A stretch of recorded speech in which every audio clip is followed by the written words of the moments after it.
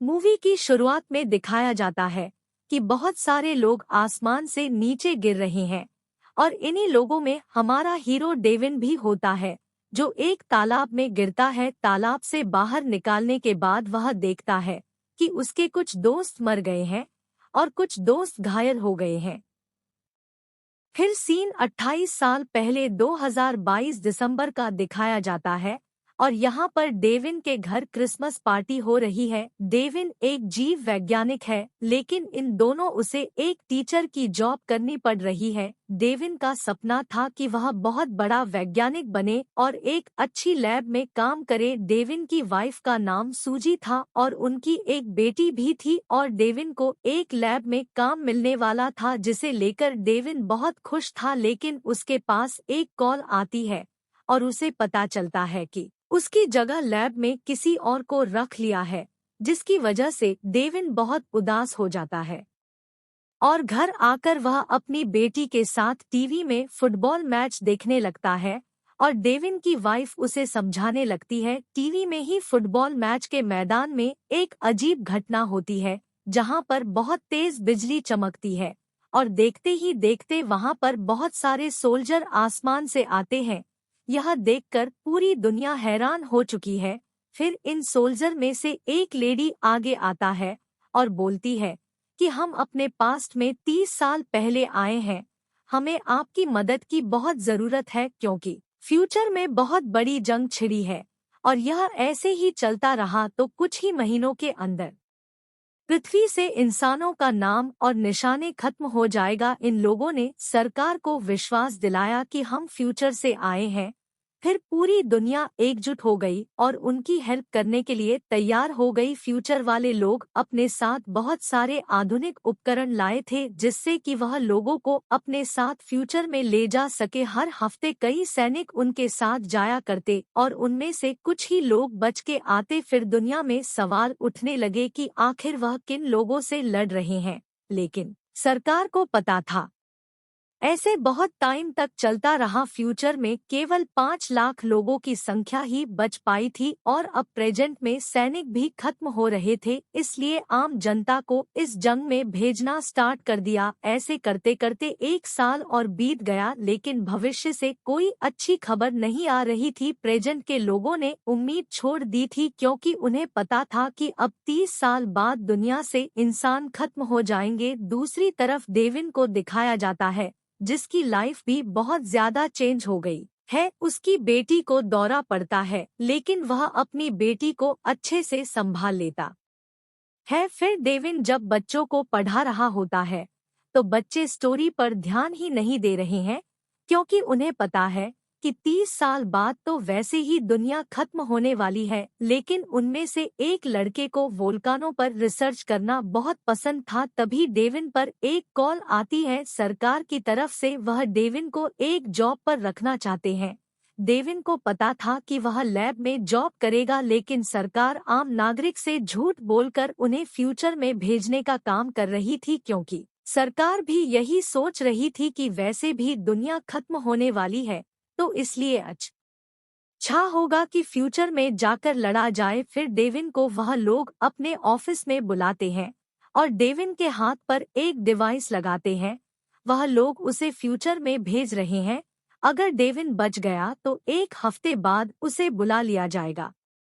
उस डिवाइस के द्वारा डेविन फ्यूचर में जाएगा और अगर वह भागने की कोशिश करेगा तो वह लोग उसे ट्रेस भी कर सकते हैं। और जब यह बात डेविन को पता चलती है तो उसे बहुत दुख होता है, क्योंकि वह अपनी फैमिली से दूर नहीं जाना चाहता है। वह सारी बात अपनी वाइफ सूजी को बताता है। सूजी उसे भगाने के लिए बोलती है, लेकिन डेविन जानता है कि इससे कोई फायदा नहीं है। सूजी इसलिए बहुत ज्यादा डर रही है, क्योंकि वह एक डॉक्टर है और जो लोग उस जंग से वापस लौट कर आए हैं तो वह जानती है कि वो लोग बहुत ज्यादा मेंटली डिस्टर्ब हो चुके हैं। सूजी डेविन से कहती है कि जैसे तैसे करके हमें यह डिवाइस तुम्हारे हाथ से निकलना होगा, तभी हम यहाँ से बहुत दूर भाग सकते हैं और तुम अपने पापा के पास जाओ, वह इस डिवाइस को निकालने में तुम्हारी हेल्प करेंगे। डेविन अपने पापा के पास जाता है। पहले तो डेविन के पापा को लगता है कि सरकार ने उसे जासूस बनाकर भेजा है, लेकिन डेविन उन्हें समझाता है और उनसे डिवाइस निकालने के लिए बोलता है। डेविन के पापा चेक करके उसे 2 हफ्तों का टाइम बताते हैं, लेकिन डेविन के पास इतना टाइम नहीं होता और वह यहाँ से चला जाता है। जंग पर जाने से एक दिन पहले वह अपनी फैमिली के साथ टाइम स्पेंड करता है और अब डेविन और उसके साथ बाकी लोगों की कुछ दिन ट्रेनिंग होगी और उसके बाद उन्हें फ्यूचर में भेज दिया जाएगा। वहाँ पर डेविन की मुलाकात एक साइंटिस्ट चार्ली और एक फाइटर रोम से होती है। चार्ली बताता है कि रोम जंग में तीसरी बार जा रहा है और यह पहले ही बंदा ऐसा है जो तीसरी बार जंग में जा रहा है। फिर अब यहाँ पर कुछ दिनों तक इन लोगों को सिखाया जाता है कि कैसे लड़ना है, मतलब इन्हें अच्छे से ट्रेनिंग दी जाती है। ट्रेनिंग में एक पर्सन उनसे पूछता है कि हम उस टाइम में जाकर के उन लोगों को क्यों नहीं मार देते जब वह पहली बार अटैक कर रहे थे। तो यहाँ पर वह लेडी इनको समझती है कि टाइम ट्रेवल करना ऐसे मुमकिन नहीं है, हमें टाइम ट्रेवल बस 30 सालों का ही टाइम देता है, मतलब कि हम या तो 30 साल टाइम में आगे जा सकते हैं या पीछे जा सकते हैं।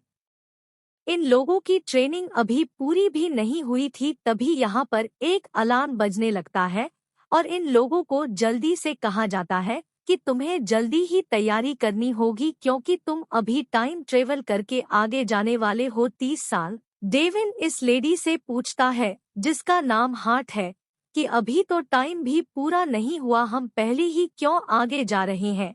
तो फिर वह लेडी कहती है कि फ्यूचर में हमारा एक ही लैब बचा हुआ है, अगर वह डिस्ट्रॉय हो गया तो फिर हमारा कोई भी चांस नहीं बचेगा जंग में जीतने का। अब इन सभी लोगों को एक जगह पर इकट्ठा किया जाता है और इनका टाइम ट्रेवल करवाया जाता है एक तेज रोशनी के साथ। फिर हम देखते हैं कि यह वही सीन है जो कि हमने स्टार्ट में देखा था, जहां पर सभी लोग आसमान से नीचे गिर रहे थे, लेकिन हमें यहां पर यह भी पता चलता है कि कोऑर्डिनेट्स गलत होने की वजह से यह लोग कहीं दूसरी जगह पर टेलीपोर्ट हो चुके हैं। इनको यहाँ पर टेलीपोर्ट होकर के नहीं बल्कि कहीं और जाना था, इसलिए कुछ लोग मारे गए और कुछ पानी में गिरे नीचे जाकर के, जिस वजह से उनकी जान बच गई। पानी में गिरने वाला एक हमारा हीरो भी था जिस वजह से वह बच गया और यहाँ पर कुछ ही लोग बचे हैं इस सब की वजह से, क्योंकि सभी नीचे जमीन पर गिरे और मारे गए। और अब डेविन और उसके दोस्त आगे बढ़ने लगते हैं। बचे हुए लोग देखते हैं कि पूरा शहर तहस-नहस हो चुका है। तभी यहाँ पर इन लोगों से एक करनाल कांटेक्ट करती है। वह इन लोगों से कहती है कि तुम्हें पास ही की एक जगह पर जाकर के कुछ सामान लेना होगा क्योंकि वह सामान बहुत जरूरी है। और करनाल यह बात जानती थी कि डेविन को मिलिट्री एक्सपीरियंस है, इसलिए वह डेविन को उन सब लोगों को लीड करने को बोलती है। अभी तक इन लोगों में से किसी को भी नहीं पता था कि इनका सामना किस होने वाला है।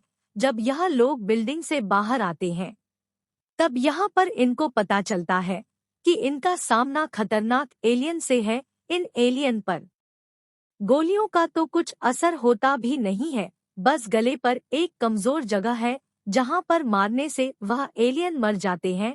अब यह लोग पहुँचते हैं उसे लैब में जहां से इनको सामान लेना था। यह अपने सामानों को उठाते हैं, मतलब के जो भी सैंपल इन्हें लेने थे वो सामान उठाते हैं और बिल्डिंग से बाहर जाने लगते हैं। लेकिन तभी यहाँ पर छिपा हुआ एक एलियन इन लोगों पर अटैक कर देता है और इस अटैक की वजह से डेविन के कुछ साथी मारे जाते हैं। डेविन को खबर मिलती है कि इस शहर पर जल्द ही मिलिट्री वाले बमबारी करने वाले हैं, इसीलिए उनसे जल्दी से यहाँ से निकलने को कहा जाता है। थोड़ी ही देर बाद यहाँ पर बम गिराए जाते हैं और धमाके की वजह से डेविन बेहोश हो जाता है। जब उसको होश आता है तो फिर वह देखता है कि वह बिल्कुल ठीक है, बस थोड़ा सा धमाके की वजह से बेहोश हो गया था। अब डेविन और उसका साथी जब बाहर जाकर के देखते हैं तो फिर इनको पता चलता है कि यह आखिरी बचा हुआ मिलिट्री बेस है और अब इनको यहीं पर रहना है। डेविन यहाँ पर रोम मिलता है और रोम उससे गुस्सा होता है। तू बोलता है कि जब सब लैब में गए थे तो फिर मैं वहां पर तुम सभी को कहा था कि वहां से भागो, लेकिन तुमने कुछ लोगों को बचाने के लिए बहुत सारे लोगों को मरवा दिया। अगर वहां से हम लोग टाइम से भेज होते तो फिर आज बहुत सारे लोग हम जिंदा होते। खैर छोड़ो, जो हुआ सो हुआ। डेविन अब करनाल से मिलता है। डेविन जब कर्नल से मिलता है तो फिर कर्नल उसको शाबाशी देती है। वह कहती है कि तुमने बहुत अच्छा काम किया, लेकिन तभी हमें यहाँ पर पता चलता है कि यह करनाल कोई और नहीं बल्कि डेविन की बेटी ही है। और यह बात डेविन को भी पता चल जाती है और वह यहाँ पर अपनी बेटी को गले लगाने की कोशिश करता है, लेकिन किसी बात से उसकी बेटी नाराज है। वह कहती है कि हमने तुम्हें पास्ट में भुला दिया है, और मैं आप लोगों को बता दूं कि डेविन की बेटी एक साइंटिस्ट है। जिसे सुनकर डेविन अपनी बेटी पर गर्व करता है। डेविन की बेटी उसको इन एलियन के बारे में जानकारी देती है। वह बताती है कि अब तक उन्होंने जिन भी एलियन को मारा है वह सभी नर थे, और हाल ही में उन्हें पता चला है कि जो मादा है वह जमीन के नीचे रहती है। अगर इन्होंने उसको मार दिया तो शायद यह सब कुछ खत्म हो जाए, मतलब कि यह लोग जंग जीत जाए, क्योंकि वह मादा ही इन एलियंस को कंट्रोल कर रही है। वह कहती है कि हमें इन एलियंस के बारे में सारी जानकारी होनी जरूरी है, और यह एलियन आम हथियारों से नहीं मारते, इसीलिए हमें इनको करने के लिए कुछ और ढूंढना होगा जिससे यह आसानी से मार सके। वह काफी टाइम से इस काम में लगी हुई थी, लेकिन कभी उसको मादा एलियन का ब्लड सैंपल नहीं मिला जिस पर वो रिसर्च कर सके। अब तभी उनको एक मिशन मिल जाता है और यह लोग हेलीकॉप्टर में यहाँ से निकल जाते हैं। डेविन की बेटी उसको बताती है कि यह सब कैसे शुरू हुआ। कुछ साल पहले यह एलियंस जमीन से बाहर आने लगे और किसी को भी पता नहीं चला यह कहां से आ रहे थे, और कुछ ही सालों में इन एलियंस ने दुनिया पर कब्जा कर लिया। टेबल उससे पूछता है कि जब मैं मारा था तो फिर तब क्या हुआ था। इस पर उसकी बेटी कहती है कि मुझे इस सब के बारे में ना पूछो। अब यह लोग उस जगह पर पहुंच जाते हैं जहां पर मादा एलियन रहती है। कुछ लोग नीचे जमीन में जाकर के उसे एलियन को पकड़ने की कोशिश करते हैं और वो उसको शायद पकड़ भी लेते हैं, लेकिन तभी वह बहुत तेज चिल्लाने लगती है जिसकी आवाज सुनकर के यहाँ पर बहुत सारे नर एलायंस आने लगते हैं। वह लोग एक हेलीकॉप्टर में बांधकर उसे मादा एलियन को ले जा रहे होते हैं। उसे सभी न एलियन उन पर अटैक कर देते हैं और इसी सब की वजह से डेविन का हेलीकॉप्टर क्रैश हो जाता है और डेविन और उसकी बेटी एक समुद्र के किनारे आकर खड़े हो जाते हैं। वैसे यह दोनों एकदम ठीक है। करनाल हेल्प मंगवाती है ताकि इन लोगों को यहाँ से ले जाया जा सके। फिर वह अपने पापा से बोलती है कि तुमने मुझे बचाने के लिए अपनी जान खतरे में क्यों डाली, तो उसका पापा डेविन कहता है क्योंकि तुम मेरी बेटी हो। यह सुनकर उसकी बेटी इमोशन हो जाती है और डेविन को यहाँ पर कुछ भी समझ नहीं आ रहा होता। डेविन के बेटी कहती है कि जब आप पास्ट में वापस गए थे तो आपको आपकी ड्रीम जॉब नहीं मिला, जिस वजह से आपने मुझे और मोम को अकेला छोड़ दिया और डिप्रेस रहने लगे। ऐसे ही एक दिन आपका एक्सीडेंट हो गया और आप मर गए। यह सब सुनकर डेविन हैरान रह जाता है और कहता है कि बेटा मैं तो ऐसा कर ही नहीं सकता, वह शायद कोई और होगा। और तभी यहाँ पर इन लोगों की मदद करने के लिए हेलीकॉप्टर भी आ जाता है। यह लोग साथ में मादा एलियन को भी ले आए थे और लैब में लाकर के डेविन और उसकी बेटी उसे मादा एलियन की डीएनए पर रिसर्च करने लगते हैं। इस सब में बहुत टाइम जाने वाला था, लेकिन इन्हें बस एलियंस की कमजोरी जानी थी जिससे कि वह उन्हें आसानी से मार सके। बहुत टाइम बीत गया लेकिन इन्हें वह टॉक्सिन नहीं मिला जिससे यह एलियंस को आसानी से मार पाए, और इसी बीच डेविन और उसकी बेटी के बीच अच्छी बॉन्डिंग बन जाती है। डेविन की बेटी डेविन से कहती है कि भले ही आप हमें छोड़कर चले गए थे, लेकिन मैं हमेशा आपका इंतजार करती रही और आपको यहाँ पर बुलाने का फैसला भी मेरा ही था, क्योंकि मैं चाहती थी अगर वैसे ना सही तो हम ऐसे तो मिल ही सकते हैं, और मैं चाहती हूँ कि अब आप इस मुसीबत से लड़ने के लिए मेरी हेल्प करें। फिर डेविन बोलता है कि तुम मुझे बताओ मुझे क्या करना है, मैं तुम्हारी हर हाल में हेल्प करूंगा। डेविन की बेटी कहती है कि मैं चाहती हूँ जब यह टॉक्सिन बनकर तैयार हो जाए तो आप इसको अपने समय में ले जाएं, जिससे कि आप ज्यादा मात्रा में यह टॉक्सिन बनाकर फ्यूचर में भेजते रहे और कुछ घंटे में वह टॉक्सिन बनकर भी तैयार हो जाता है। और यह दोनों बहुत खुश थे, लेकिन इन दोनों की खुशी ज्यादा टाइम तक नहीं थी क्योंकि उस मादा एलियन की आंखें खुल चुकी है और वह बहुत तेज चिल्लाने लगती है जिससे कि वह और एलियंस को बुला सके, और उसकी यह कोशिश कामयाब हो जाती है। इस आखिरी लैब में बहुत सारे नर एलियन हमला कर देते हैं।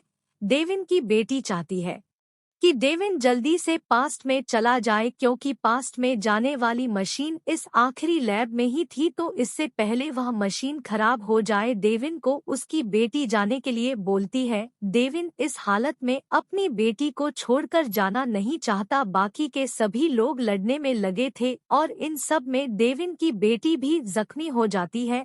अब आखिरी बार टाइम मशीन एक्टिव होती है और डेविन पास्ट में चला जाता है। फ्यूचर में कोई इंसान नहीं बचा, वहां पर सब लोग मारे गए।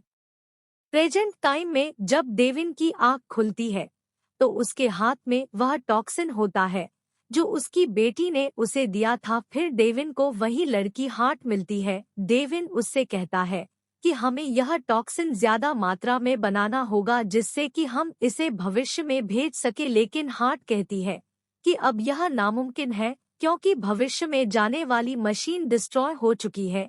इसलिए आप डेविन को भी उसके घर भेज दिया जाता है। डेविन की बेटी अभी छोटी है, अक्सर डेविन की आंखें रात में खुला जाया करती है और वह अपनी बेटी को देखने के लिए उसके रूम में जाया करता क्योंकि फ्यूचर में उसने अपनी बेटी की मौत अपनी आंखों के सामने देखी थी और वह बहुत ज्यादा घबरा गया था। डेविन की यह हरकतें देखकर उसकी वाइफ सूजी को बहुत अजीब लगता है, इसलिए वह डेविन से इसका रीजन पूछता है। डेविन अपनी वाइफ को सारी बात बताता है कि हमारी बेटी एक बहुत बड़ी साइंटिस्ट बनेगी और उस पर तुम्हें बहुत गर्व होगा, लेकिन मैं चाहता हूं कि हमारी बेटी को परेशानियों का सामना ना करना पड़े और यह एलियंस पृथ्वी पर आए ही ना। सूजी इस पर कुछ सोचती है और डेविन से कहती है कि एलियंस ने पृथ्वी पर 2048 में हमला किया था, इसका मतलब वह पृथ्वी पर पहले से ही आ चुके थे और हमले की तैयारी कर रहे थे। इसलिए उन एलियंस को खत्म करने के लिए हमें उन एलियंस की तलाश फ्यूचर में नहीं बल्कि अभी से करनी चाहिए। कहीं पर तो इनका ठिकाना होगा जहां से यह हमले की तैयारी कर रहे हैं। डेविन को अपनी वाइफ की बात कुछ ठीक लगती है। फिर डेविन अगले दिन फाइटर रोम से मिलने के लिए जाता है और रोम को सारी बात समझाता है। रोम ने एक एलियन का नाखून अपने पास रख लिया था। फिर यह दोनों साइंटिस्ट चार्ली के पास जाते हैं और चार्ली उस नाखून पर रिसर्च करने लगता है तो पता चलता है कि उसे नाखून पर वोल्कानों की राख के निशान है जो शायद चीन के हो या फिर कोरिया के। डेविन को यह बात समझ में नहीं आती क्योंकि फ्यूचर में उसे मादा एलियन का घोंसला रूस में था। वह सोचता है कि चीन या कोरिया की यह वोल्कानो राख रूस में कैसे पहुंच गई। फिर डेविन को अपनी क्लास के उसी बच्चे की याद आती है जो वोल्कानो से रिलेटिव रिसर्च करता है। फिर यह लोग उसे बच्चों के पास जाते हैं। वह बच्चा बताता है कि कई 100 साल पहले यहाँ पर वोल्कानो विस्फोट हुआ था जिसकी राख उड़कर रसिया में पहुँच गई होगी और वह बर्फ में कन्वर्ट हो गई, जिसकी वजह से बहुत सारी बर्फ भी वहाँ पर वोल्कानो की राख बन गई। और हो सकता है यह एलियंस बहुत साल पहले ही यहाँ पर आ गए हो, लेकिन बर्फ की वजह से यह बाहर ना निकल पाए हो और जैसे जैसे वह बड़ा पिघलती गई वह एलियंस बाहर निकल गए। डेविन समझ जाता है कि वह एलियंस अभी भी रूस में ही है। वह यह बात लेकर सरकार के पास जाता है, लेकिन डेविन के पास कोई सबूत न होने की वजह से सरकार उसका साथ देने से मना कर देती है। फिर डेविन अपने साथ कुछ लोगों की मदद लेता है, जैसे कि उसके पापा चार्ली और फाइटर रोम और फ्यूचर से आई हुई वही लड़की हार्ट की भी मदद लेता है। हार्ट अपने साथ कुछ फाइटर भी ले लेती है जिन्हें वह खुद लीड करती थी।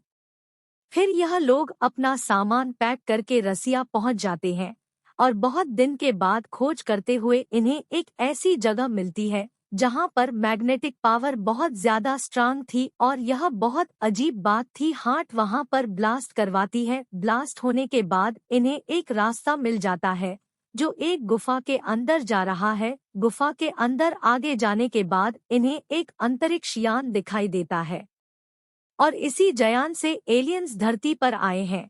और जैसे ही बर्फ पिघली कि यह एलियंस धरती पर अटैक कर देंगे, दो लोग बाहर रुक जाते हैं पहरा देने के लिए और बाकी के लोग गुफा के अंदर जाते हैं। जब यह लोग अंतरिक्ष यान देखते हैं तो उसका पायलट इन्हें दिखाई देता है जो मर चुका है। यह पायलट बाकी एलियन से थोड़ा सा अलग है। अभी इन लोगों को सब कुछ समझ आ रहा था। यह फाइटर एलियंस तो धरती पर आना ही नहीं चाह रहे थे और यह एलियंस केवल एक हथियार थे। अभी वह किसी चीज में बंद थे और सो रहे थे। डेविन कहता है कि इन्हें सोते हुए ही टॉक्सिन देकर मार देना चाहिए और यह ऐसा ही करते हैं। जब यह सोते हुए एलियंस को टॉक्सिन देना स्टार्ट करते हैं तो यहाँ का टेम्परेचर ऊपर नीचे हो जाता है जिसकी वजह से बाकी के एलियंस भी जाग जाते हैं। इसी सब में वह मादा एलियन भी जाग जाती है और इन सब पर वह अटैक कर देती है। उसे अंतरिक्ष यान को ब्लास्ट करने के अलावा अब इनके पास कोई और रास्ता नहीं था। रोम कहता है कि इस अंतरिक्ष यान पर रुककर बम ब्लास्ट मैं करूंगा। वैसे भी मेरी जिंदगी बहुत कम है, मुझे लास्ट स्टेज का कैंसर है, इसलिए मैं मरने से पहले कुछ अच्छा काम करना चाहता हूँ। रोम अपनी निशानी के तौर पर डेविन को वह एलियन का नाखून दे देता है और सब लोगों को गुफा से बाहर निकालने के लिए बोल देता है और अंदर खुद रुक जाता है। डेविन तो बाहर आ जाता है लेकिन बाकी के लोग अंदर शिप में ही रह गए थे। टाइम कम होने की वजह से रोम बम विस्फोट कर देता है और अब डेविन, उसके पापा और चार्ली ही बचे थे। डेविन के पापा कहते हैं कि उनमें से एक एलियंस यहाँ से भाग गया है जिसका पेट लाल था। डेविन समझ जाता है कि यह वही मादा एलियन है और यह लोग उसे मादा एलियन को ढूंढने के लिए निकल जाते हैं क्योंकि अगर इन्होंने उसे मादा एलियन को नहीं मारा तो इनकी तबाही होने से कोई नहीं बचा सकता। इन्हें वह मादा एलियन दिख जाती है, यह उसे धोखा देते हैं जिससे कि यह लोग उसे आसानी से मार सके। लेकिन वह मादा एलियन डेविन के पापा को देख लेती है और उन पर अटैक करती है। फिर इन लोगों में फाइट हो जाती है। वह मादा जैसे ही इन पर अटैक करने वाली होती है तो डेविन अपनी बर्फ पर चलने वाली गाड़ी से उस पर अटैक करता है जिससे मादा दूर जाकर गिरती है। एलियन मादा जैसे ही डेविन के पापा पर अटैक करती है, डेविन आकर उस पर इस नाखून से वार करता है जो उसे रोम ने दिया था। मौके का फायदा उठाकर डेविन के पापा उसकी आंख पर वार करते हैं जिससे कि मादा बौखला जाती है और तभी मौके का फायदा उठाकर डेविन टॉक्सिन मादा के पैर में डाल देता है। लेकिन मादा बहुत चालाक थी, वह फौरन अपना पर ही काट देती है जिससे जहरीला टॉक्सिन उसकी बॉडी तक ना जा सके। फिर मादा बहुत ज्यादा गुस्से में हो जाती है और वह टेबल पर अटैक करने वाली ही होती है। लेकिन डेविन के पापा माता को अपनी तरफ अट्रैक्टिव करने लगते हैं जिससे कि मादा उनके बेटे को छोड़ दे। लेकिन डेविन अपने पापा को खोना नहीं चाहता था, इसलिए डेविन पीछे से मादा पर अटैक कर देता है और इस नाखून से उस मादा को जख्मी कर देता है और उसके मुंह में वह टॉक्सिन भी डाल देता है और उसे पहाड़ी से नीचे गिरा देता है। फाइनली मादा मर जाती है। फिर कुछ दिन बाद न्यूज़ पर खबर आती है कि रूस में एलियंस का एक शिप तबाह कर दिया गया है और इसका क्रेडिट रूस सरकार को जाता है। फिर डेविन और उसके पापा अपने घर वापस आ जाते हैं और फिर डेविन अपनी वाइफ और बेटी से मिलकर बहुत खुश होता है और यह लोग शांति से अपनी लाइफ व्यतीत करते हैं। और इसी के साथ इस मूवी की हैप्पी एंडिंग हो जाती है।